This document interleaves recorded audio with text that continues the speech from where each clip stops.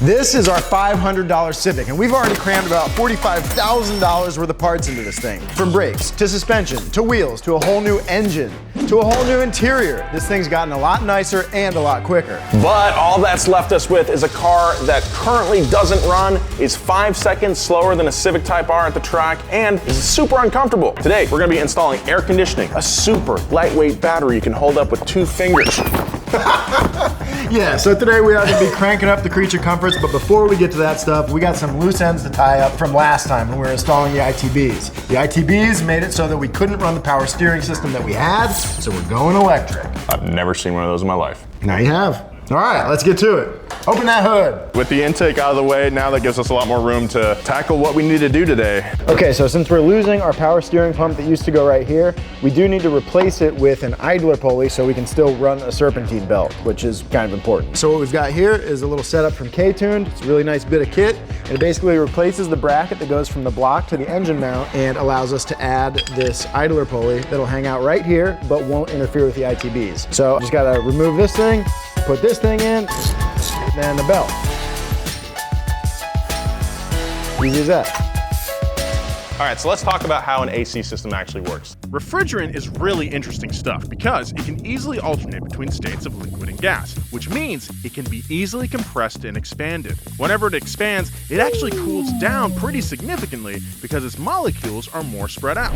A car's AC system starts at the compressor, which compresses the refrigerant. This heats it up, but it also gives it headroom to cool if it were to expand. The hot, compressed refrigerant then goes through a condenser, which works like a radiator to remove heat. Then, the cooled and compressed refrigerant passes through an expansion valve where the misting nozzle causes it to expand, thus cooling it down further. Finally, in the evaporator, the super cold refrigerant flows through another radiator where a fan transfers the cold temperature of the refrigerant into the cabin of the car. At the end of the day, it's pretty genius in its simplicity. An air conditioning compressor, the heart of the system. So I'm gonna install this. This should bolt right up to the engine and then start on the other things like the condenser, the lines, the box that goes under the dash, and everything in between. I have to take the fender off to run the AC lines from the passenger compartment to the compressor at the front of the engine, and to do that, I also have to take the bumper off, so just gonna be taking parts off, putting parts in, and then putting parts back on.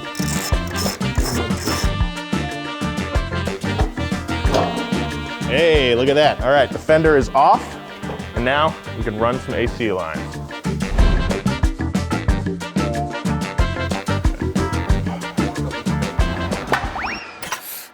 Okay, so it looks like at some point somebody tried to jack this car up from the core support, so you can see it's all mashed up over here, which makes the radiator fit a little bit funny, which is exacerbating our fitment issues with the air conditioning components. So I don't think that straightening this out is going to totally solve our air conditioning fitment, but it's definitely a step in the right direction. And then we'll do a little fabrication. Because our individual throttle bodies hit the mechanical factory pump, we have to do an electric power steering pump. So we've got one of these. This one's out of a Volvo and also from a Porsche Cup car, which is pretty cool. So essentially the way this works is just like your mechanical pump, except we're not using the motor to drive it. It's simply an electric motor inside winding up super fast to pump the fluid through the rack. So since we don't have an entire engine pumping the pump, that's why this guy is gonna take so much power. We're talking about 75 to 85 amps of draw. And that's why you're gonna want a good circuit breaker. We're gonna mount it in the engine bay right next to it. So if there's a spike or a surge, it'll pop. Now, I know it might be kind of tempting for a lot of people to not use a circuit breaker, but you kind of want to avoid that. Chances are it might not spike, but if it does, that wire is going to get so hot, it's actually going to ignite and you're going to have an engine fire.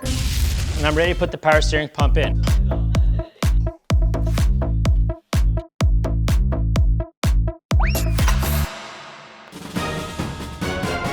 At approximately 9 a.m., we received word that 2 out of 3 guys experience hair loss by the age of 35. Now, we understand the devastating impact this news may have, which is why we are pleased to announce our partnership with today's sponsor, Keeps.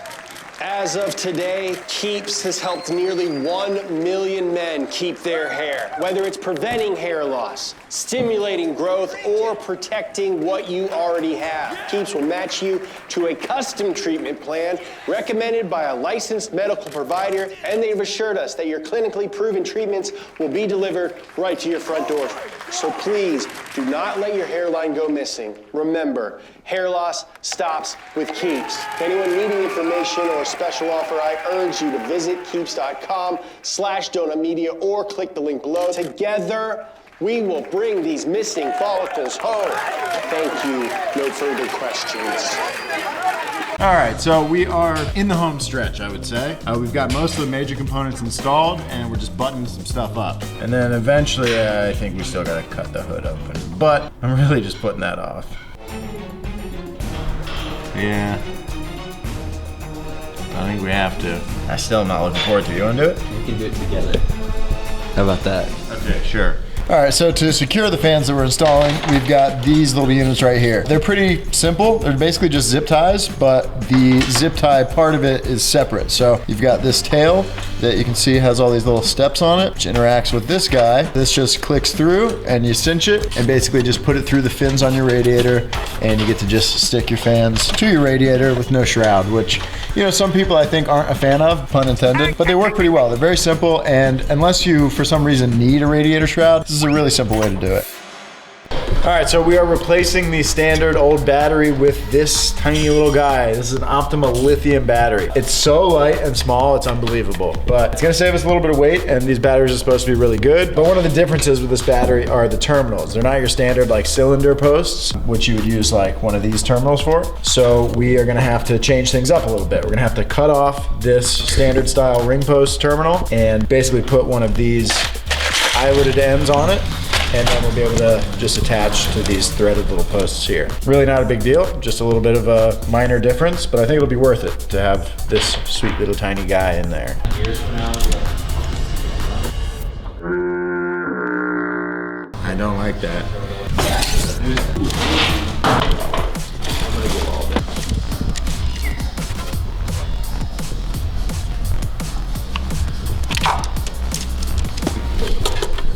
Okay, better.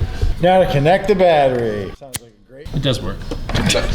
Very good, very good. All right, so we are getting close. We've got the power steering almost completely done. Adam's putting fluid in it right now. Nolan's touching up the battery. It's installed. He's just tying it down. I've got the fans installed, so I'm about to put the condenser in for the last time. We're buttoning things up. We're close to the finish line, which is good because we got to have this thing on a trailer in about 2 hours, which really snuck up on me. So let's continue. All right, pretty much all I've done is take the fender off and put it back on, so let's do it. Dude, what you're great at. Now it's important that I don't tighten all the bolts right away because we want to get the body, like make sure the gaps are perfect on this thing. You know, it's like on a pristine car like this, fitment is of utmost importance. Moment of truth. It's time to see if I wired everything up correctly on the power steering pump. How are the odds? 50-50.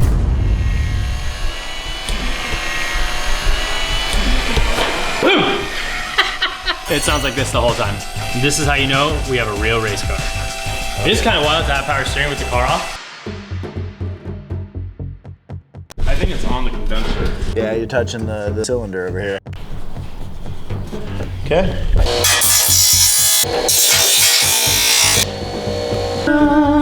Like a glove, mate.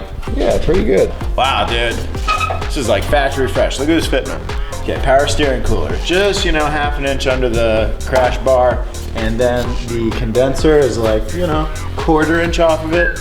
Dude, Honda, hire me, am I right? All right, so we're plumbing up our vacuum lines to our vacuum block here. Each intake runner, if you will, has a vacuum port on the bottom. And the reason for that is because each cylinder sort of creates its own vacuum every time a piston pulls down and sucks air. So this block basically collects that vacuum and then uses it to power our brake booster. So we couldn't just run a single vacuum line from a single intake runner because it wouldn't be consistent solid vacuum. But when you collect all 4 and use them in this port, then we have solid vacuum, so we'll have solid brakes. Pretty simple, but definitely something you can't overlook.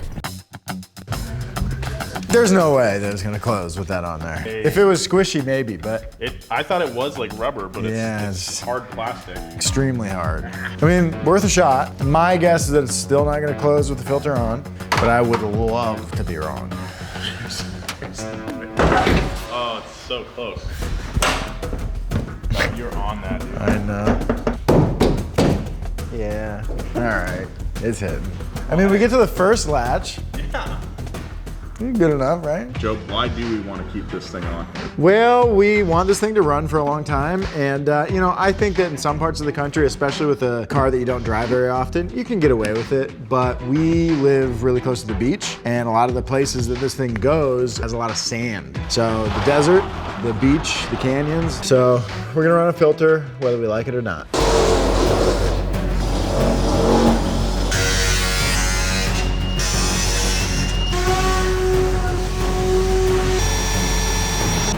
Look at that, dude. Dude, that looks sweet. That's not too bad. Yeah. Joby? Nice, dude. Good. It looks about how we imagined it. Yeah, that's great, which is good news. Yeah. One step at a time. Wow. It's got a little tribal tattoo poking out. That's cool.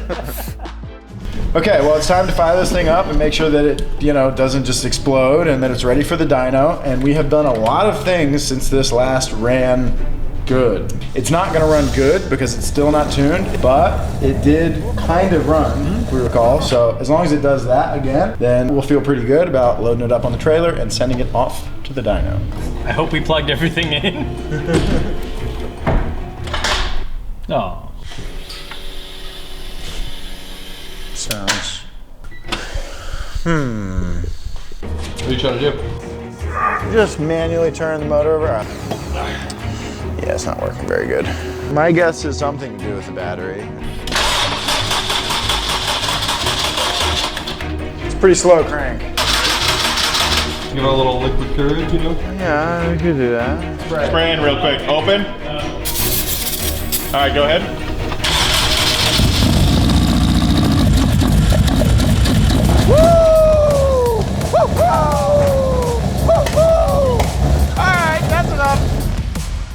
All right, so it runs about as good as it used to, which means it's, I think, ready for the dyno. What do you think it's gonna make? I'm gonna go with 234. That's a really good guess. I was thinking 232. What does this thing weigh, 200 pounds? If that, Jimmy when he's wet. Time to load this thing up on the trailer and get it off to the dyno. All right, so we are back at Unrivaled Tuning. Danny's got the car strapped to the dyno. We're about to see if all these mods are worth it. Last time we were here, we hit 208 horsepower. Now we're gonna see if we can step it up with the ITBs. Wish us luck. 234, watch. 234. He stole my number, I said 234. I did. Okay. 233. We're really hoping to make more power, and the reason we're gonna make more power is because of the camshaft and the ITBs put together. Now, ITBs doesn't necessarily mean you're gonna make more power, but we'll be able to utilize that extra air because of the bigger camshaft.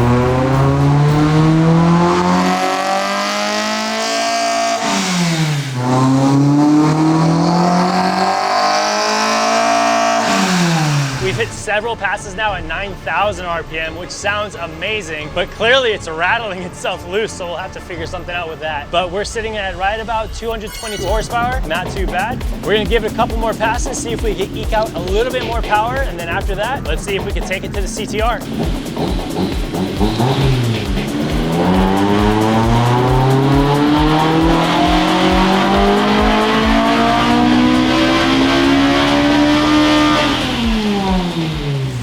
ITB stayed in place. All right, let's go. We're doing the last pull here. We are so close, and it's made some good numbers. Now, if I'm honest, I did ask Danny if it's got a little bit more in it, so he's gonna tweak it just a little bit, because we wanna get to that 234 number, because I wanna be right, and Jimmy needs to be wrong. 233, let's go!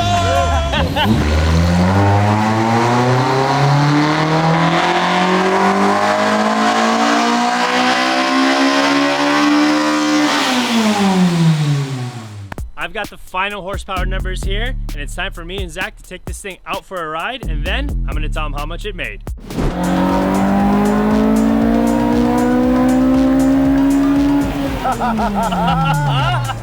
Oh boy. That That's 9,000 RPM. is 9,000 RPM of glory. So responsive too, and it feels nimble, it feels light. Okay, now I gotta know, how much did she make? On the dyno, she made 230 horsepower. Wow! Yeah, to the wheels, right? Like That's great. Hell yeah. We've got air conditioning, we've got ITBs, we've got 230 wheel horsepower in probably like a 2,500 pound car, but I think we're at a point where we might actually be able to beat it.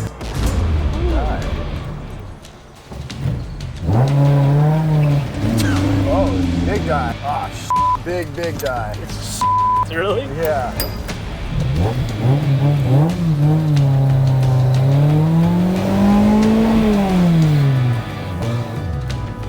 Guy die, huh? She doesn't like it. Wonder why.